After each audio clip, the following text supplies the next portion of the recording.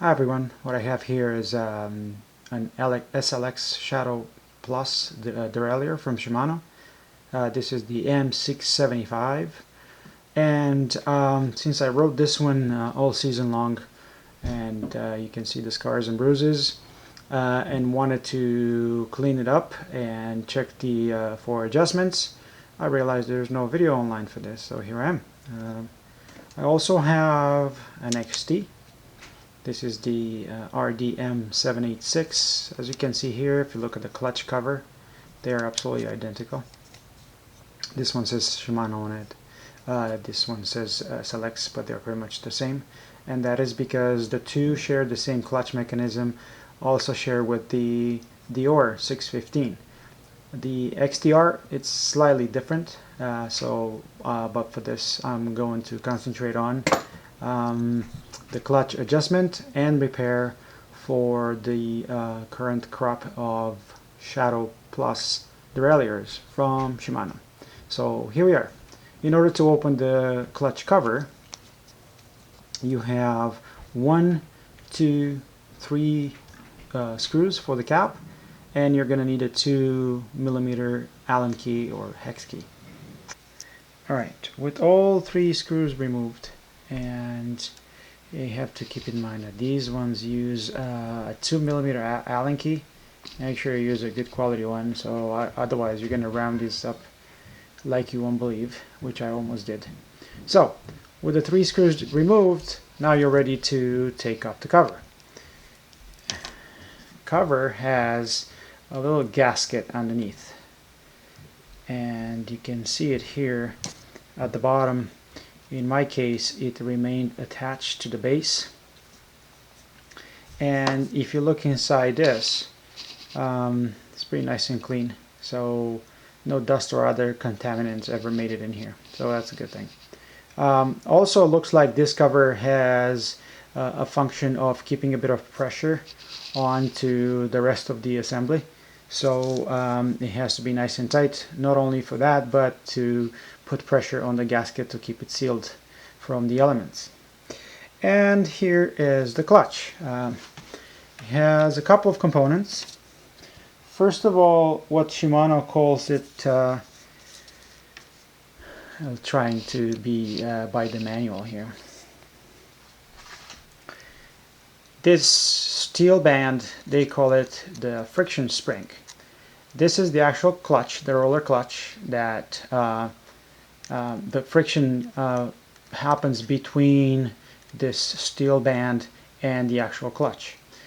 What you see here, and it's what's failing apparently for a lot of people, it's a little bracket that Shimano calls the friction unit, which includes this little cam. It includes this bracket that seems to be failing for a lot of folks. Exactly, let me see if I can get my screwdriver. Yeah, so right here in this corner, or one of these corners where you see that sharp bend on the metal, that's where this bracket seems to be failing for a lot of people. And this friction unit, like I said, this includes a couple of things. I'm trying to play with the macro view here. So, what you see here is a little cam.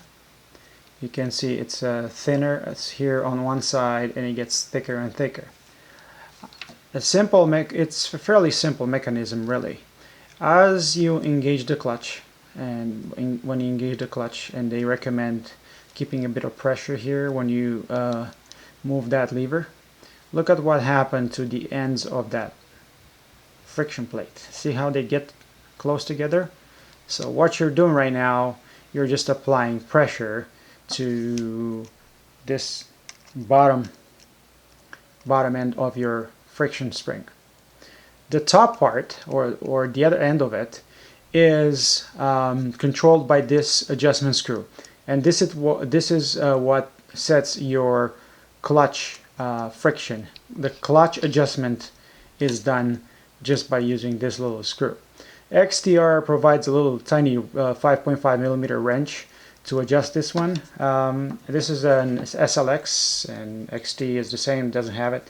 So just get some needle nose pliers, and this is just a screw. So if you think about how it operates, if you put more pressure on this end, meaning turning this little screw clockwise, you are applying more pressure here, so there's more friction on between the clutch and the band. If you are turning this one counterclockwise, so grab the head, turn it this way counterclockwise, you are easing the pressure on this top end, so you're applying less pressure here onto the band. Again, the bottom one, once you disengage the clutch, you can see how they spread apart. So there's a lot less friction now between this roller clutch and the steel band. It's a serviceable unit, meaning that Shimano provides these two as a kit. So you have the roller clutch, you have the steel band, and you have the whole friction unit comes as a kit. You should have this kit number right now on the screen. So you can order this separately. You can find it online for about 13 bucks. So all those folks that have trouble with this little bracket, you can fix it yourself. Being a serviceable unit, they recommend once a year to take it apart and just lubricate the inside here. So this whole part comes out. So both these pieces come, just you can pull them right out. Then spread the ends of the friction spring, take out the roller clutch, and grease the outside of it. So the area that's between the roller clutch and the actual steel band, that's what gets greased. And they recommend not to grease anything else. In my case, everything seems to be nice and lubed and it still works okay. So I'm not going to do it right now. One other thing that I want to mention is Shimano mentions for this adjustment, and this is a bit tricky in the way that is mentioned in the manual. They say that it's recommended to use to adjust this clutch to a torque setting between 3.5 and 5.4 Newton meter, or between 31 and 47 inch-pound.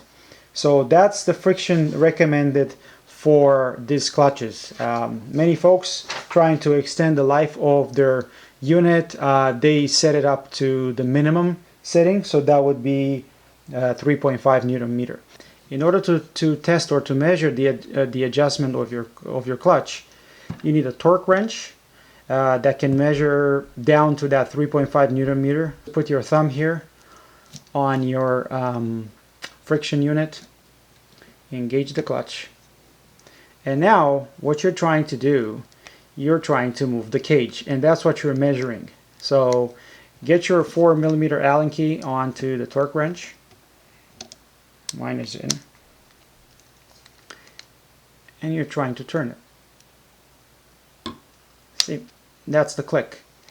This is a it's set up for 4.5 Newton meter, so this is,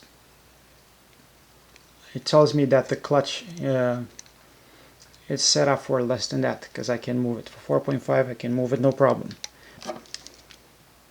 Here I am down to 3.5, and on this one you can see it clicks right away. So it's set up somewhere between 3.5 and 4.5. Anyway, that's if you want to do it a bit more scientific, but the reality is you can just play with your adjustment, engage the clutch, see if you're happy with the movement of the cage, okay, on the B knuckle. So that's pretty much it. Like I said, my clutch, it's been used for about 6 months, has about 600 kilometers on it. It's been working great. I was very happy with it, and I'm happy that my bracket here on the tension unit is still intact. So anyway, I hope you found this useful, and until next time, thanks for watching.